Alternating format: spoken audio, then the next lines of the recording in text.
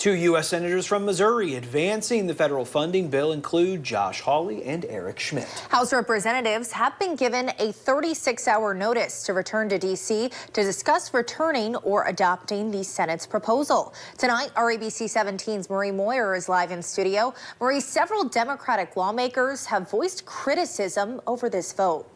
Yeah, Megan, Lucas, several Democrats have crossed party lines and sided with Republicans to reopen the government. The funding proposal does not include Democratic priorities on expiring health care tax credits, with critics arguing Democrats are putting the health care of millions of Americans at risk. U.S. representatives are expected to vote on ending what's become the longest government shutdown in U.S. history as the country's federal funding bill moves through the Senate. The main point of contention is on expiring health care tax credits. If they expire, millions of Americans on Affordable Care Act health insurance plans will lose government funding, with middle to lower income consumers expected to be hit the hardest. Prior to the vote, Democrat U.S. Representative Wesley Bell criticized Senate Democrats, saying, quote, "I've said it before and I'll say it again. If it doesn't help working families in St. Louis, count me out," end quote.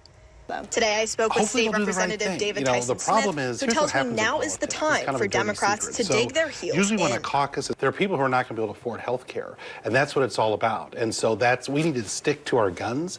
We were gaining momentum. The elections last week showed that people were in favor of the holdout, and to just give in and capitulate to President Trump was disgusting.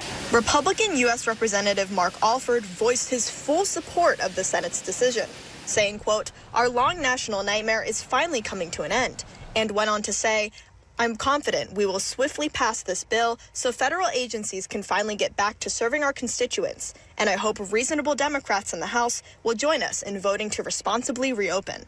Most Democrats, however, are hoping the House remains strong. When you see people in solidarity, then all of a sudden people just break rank with no explanation. It's usually because they're being offered something behind the curtain. And so hopefully in the House level, everyone will stick together and do the right thing. Now, in the past hour, Senator Eric Schmidt tells me he was glad some Democrats joined the Republicans in voting, adding, quote, "Democrats held the American people hostage for 40 days just to prove they are the resistance and they can fight Trump. And now it's time we get back to work," end quote. Back to you.